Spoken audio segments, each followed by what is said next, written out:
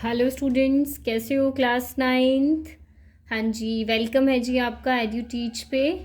हाँ जी बेटा जी, हम क्या कर रहे थे? हम अपना टॉपिक पढ़ रहे थे, that is separating the components of a mixture. कि एक मिक्सचर के अंदर से हम उसके कंपोनेंट्स कैसे सेपरेट आउट कर सकते हैं। तब अभी तक हमने पढ़ लिया एवेपोरेशन मैथड से, ठीक है। देन हमने सब्लिमेशन मैथड, सेंट्रीफ्यूगेशन मैथड, ये सब हमने पहली वीडियो के अंदर कवर कर लिया है, ठीक है। अभी जो नेक्स्ट वीडियो है, ये जो वीडियो आप देख रहे हो, इसके अंदर हम और भी अलग अलग प्रोसेसेस जानेंगे कि अलग अलग कैसे किसी मिक्सचर में से कैसे जो है हम फाइंड आउट कर सकते हैं अलग अलग कंपोनेंट्स को, ठीक है। तो ये जो मैंने दो डायग्राम्स लगाए हुए हैं ना यहाँ पे, अभी आगे चल के आप जब देखोगे ना वीडियो को पूरा, तो आपको समझ में आ जाएंगे कि एक्चुअली मैं इनसे आपको क्या दिखाना चाह रही थी, ठीक है। तो just a minute, let me use highlighter here, इससे आप लोगों को अच्छे से क्लियर हो पाएगा, ठीक है, कि मैं क्या बात कर रही हूँ। हाँ जी, तो ये जो दो डायग्राम देख रहे हो ना आप यहाँ पे, ठीक है, this one and this one, ठीक है, ये क्या है? हमारे दो अगले प्रोसेसेस हैं जिनके बारे में तुमने पढ़ना है आगे चल के। चलो जी शुरू करते हैं। Is the dye in black ink a single colour? क्या जो तुम ब्लैक इंक यूज करते हो उसमें जो डाई है, जो हमने अभी जो इससे पीछे वाली वीडियो थी उसमें हमने डिस्कस किया था ना कि कैसे हम डाई के जो कंपोनेंट कलर है उसको फाइंड आउट कर सकते हैं, कैसे निकालते हैं, ठीक है। तो यहाँ पे हम क्या देखने वाले हैं कि जो ये ब्लैक कलर की इंक होती है, क्या इसमें सिंगल ये ब्लैक ही कलर होता है या और भी कलर्स होते हैं? तो देखो सुनो, no, the dye in black ink is not a single colour. No, single colour नहीं होता है। तो क्या होता है?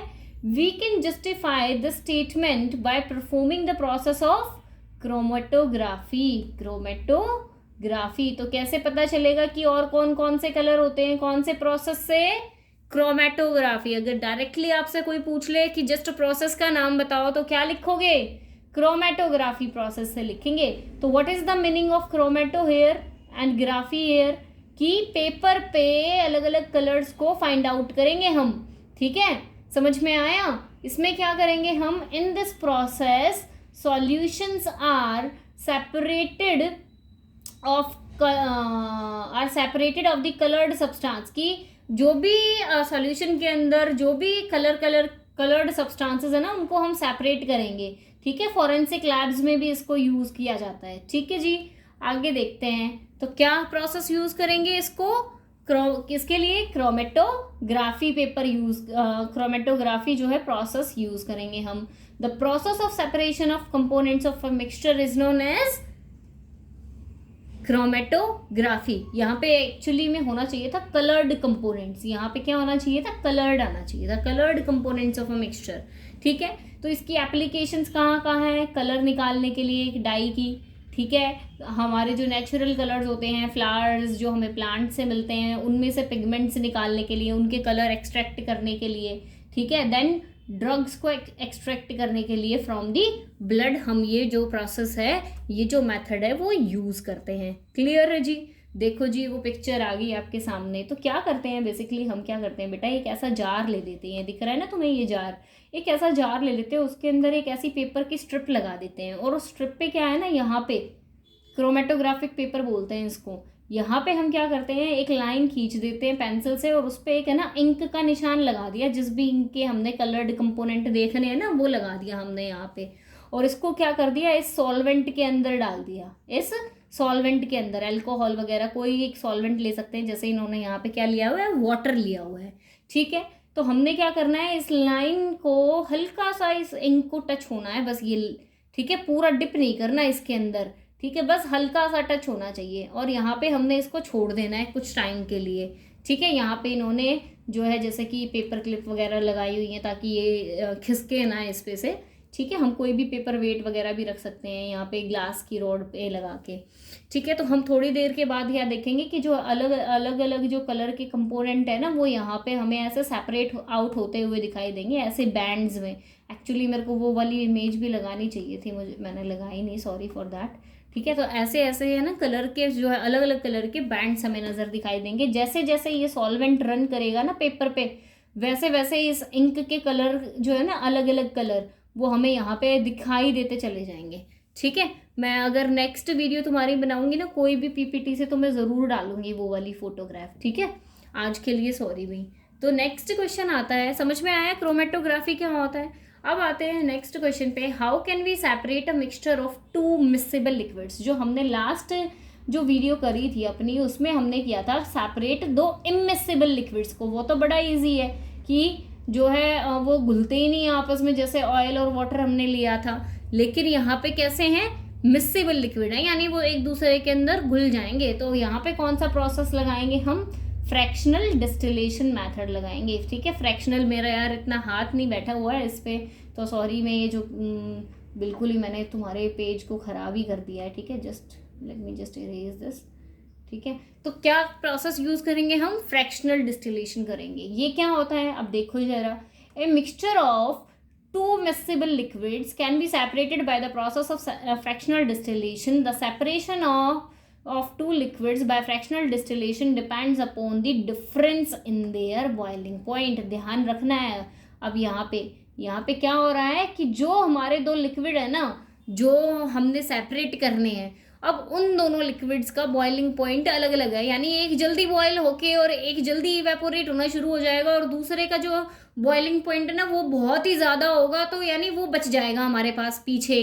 ठीक है, यानी जिसका कम बॉइलिंग पॉइंट है, जिसको थोड़ी सी हीट मिलते ही वो इवेपोरेट होना शुरू हो जाएगा, तो जिसका लेस बॉइलिंग पॉइंट है वो जल्दी इवेपोरेट हो जाएगा। तो इस फ्रैक्शनल डिस्टिलेशन को किस में किया जाता है, फ्रैक्शनेटिंग कॉलम में किया जाता है। लो जी, अभी देखते हैं। दिस इज द फ्रैक्शनेटिंग जो है कॉलम तुम्हारा। इसमें जो है ना ये भी तुम्हारा सेम है और ये भी सेम है। जस्ट डिफरेंस क्या है इन दोनों इमेजेस में, कि यहाँ पे जो तुम्हारा ये जो फ्लास्क है ना, डिस्टिलेशन फ्लास्क, इसके ऊपर यहाँ पे है ना ग्लास की लीड्स नहीं लगी हुई हैं, जो कि जो भी यहाँ पे जो इवेपोरेट होगा उसको सेटल डाउन करने में हेल्प करेगी। लेकिन यहाँ पे वो जो है ना लीड्स देखो लगी हुई हैं। ठीक है, जिससे कि वो यहाँ सेटल डाउन हो जाएंगे सारी चीज़ें। ठीक है, बाकी कोई डिफरेंस नहीं है दोनों में। ठीक है, एक हमारे पास डिस्टिलेशन फ्लास्क है, इसके अंदर हम अपना जो मिक्सेबल लिक्विड्स है ना दोनों वो डाल देंगे। जैसा कि यहाँ पे एसीटोन एंड वाटर लिया हुआ है। क्या लिया हुआ है इन्होंने, एसीटोन एंड वाटर लिया हुआ है। तो हमने क्या किया, यहाँ से इसको हीट करना शुरू किया, ऊपर थर्मोमीटर लगा रखा है, पता चल जाएगा कि कितने पे टेम्परेचर जा चुका। ठीक है, तो यहाँ पे फिर क्या है, ये जो उड़ के यहाँ से आएगा ना, वो यहाँ पे क्या होगा, कंडेंस होके, ये कंडेंसर लगा रखा है, वाटर कंडेंसर बोलते हैं इसको। ठीक है, और वो यहाँ पे आके कलेक्ट होता जाएगा। तो जो एसीटोन है बेटा, उसका कम बॉइलिंग पॉइंट है, तो वो पहले ही बॉयल होना शुरू हो गया और इवेपोरेट होके ऐसे यहाँ से कंडेंस होके हमने यहाँ उसको इकट्ठा कर लिया। और वाटर जो है उसका ज़्यादा 100 डिग्री सेल्सियस बॉइलिंग पॉइंट होता है, तो वो यहाँ पे आके वो यहीं बच गया, और एसीटोन सारा इवेपोरेट होके हमने यहाँ पे इस वाले फ्लास्क में, इस बीकर में जो है उसको कलेक्ट कर लिया। तो समझ में आया कि क्या होता है fractional distillation, same as it is यहाँ पे होता है। ठीक है, क्लियर आया, हुआ समझ में आया तुम्हें कि पहले जिसका कम बॉइलिंग पॉइंट होता है वो इवेपोरेट होके ऐसे कंडेंसर के थ्रू आते हुए और हम उसको अलग से कलेक्ट कर लेंगे। ठीक है, और जिसका ज़्यादा बॉइलिंग पॉइंट है वो यहीं प्रेजेंट रह जाएगा और हम अपने प्रोसेस को कर देंगे स्टॉप। तो फ्रैक्शनल डिस्टिलेशन क्या होता है, फ्रैक्शनल डिस्टिलेशन होता है हमारा, it is used to separate component of a mixture containing दो मिक्सेबल लिक्विड्स को सेपरेट करने के लिए, दैट बॉयल विदाउट डीकम्पोजिशन, यानी टूटेंगे नहीं वो टूट नहीं जाएंगे कि पानी जो है H2H+ और OH में टूट जाएगा। ठीक है, तो विदाउट डीकम्पोजिशन वाले लिक्विड्स को हम सेपरेट करेंगे, और जिनकी जो बॉइलिंग पॉइंट है उनमें भी डिफरेंस हो। ऐसा नहीं है दोनों एक ही बॉइलिंग पॉइंट पे बॉयल होने शुरू हो जाएंगे तो दोनों ही इवेपोरेट हो जाएंगे, तो सेपरेट कैसे कर पाएंगे। समझ में आया।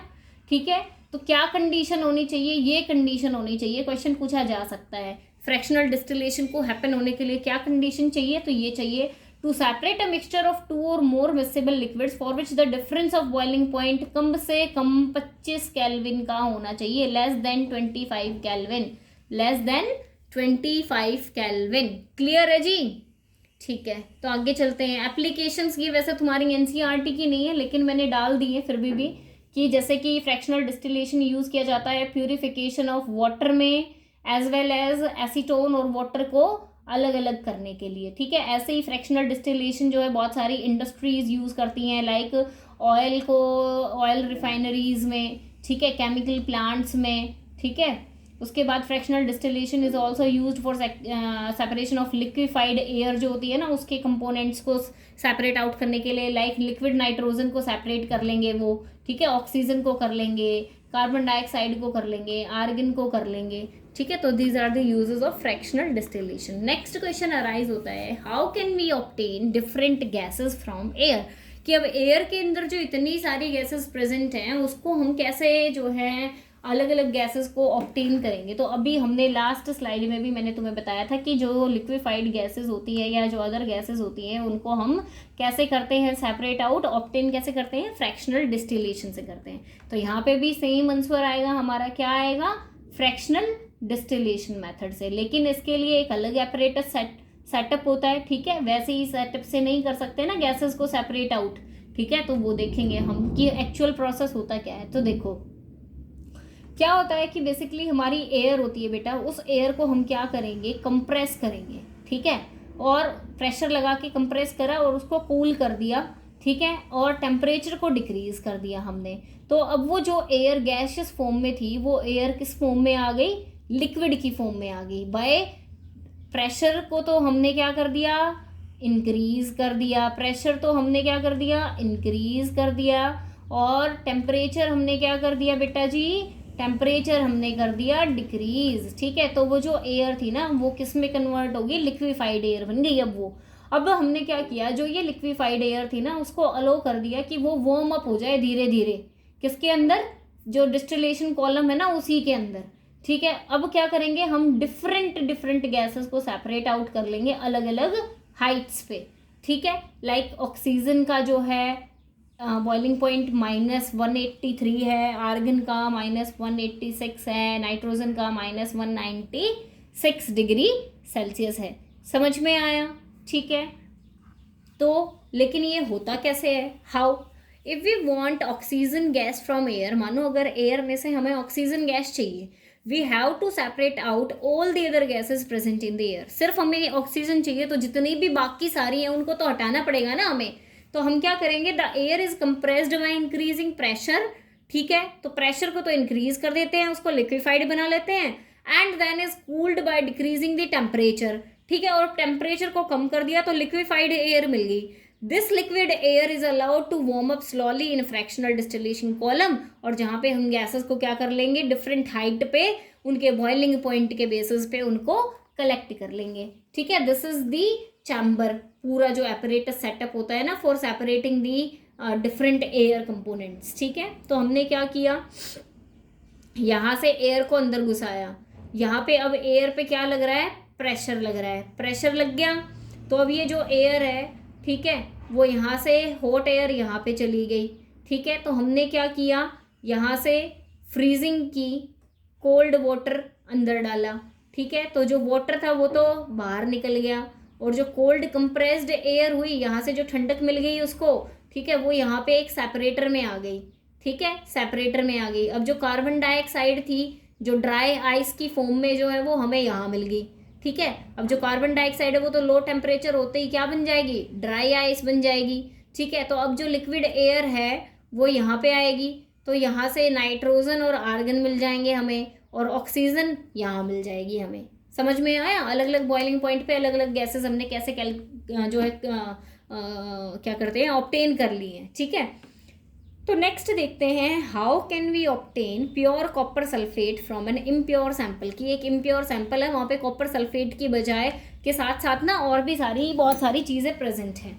तो कैसे करेंगे, किस मेथड से करेंगे बेटा, कोई भी हमें प्योरेस्ट फॉर्म चाहिए होती है तो हम क्या करते हैं, क्रिस्टलाइजेशन मेथड अप्लाई करते हैं। कौन सा मेथड अप्लाई करते हैं, क्रिस्टलाइजेशन, जिससे कि क्या मिले, हमें क्या होगा, जो भी हमें जिस भी कंपाउंड का हमें क्रिस्टल चाहिए ना वो मिल जाएंगे। तो क्या करते हैं, बेसिकली प्रोसेस क्या होता है, सबसे पहले हमने क्या किया कि जो इम्प्योर सैंपल है ना हमारा, उसको चाइना डिश में ले लिया, ठीक है। फिर उसको कम से कम पानी में, जितना कम पानी यूज़ करके उसको डिज़ोल्व कर सकते हैं ना, उसको डिज़ोल्व कर लिया। उसके बाद हमने फ़िल्टर कर लिया उसको, फ़िल्टर पेपर का यूज़ करके जो मोटी मोटी जो इम्प्योरिटीज़ थी वो ऊपर ही रह जाएंगी।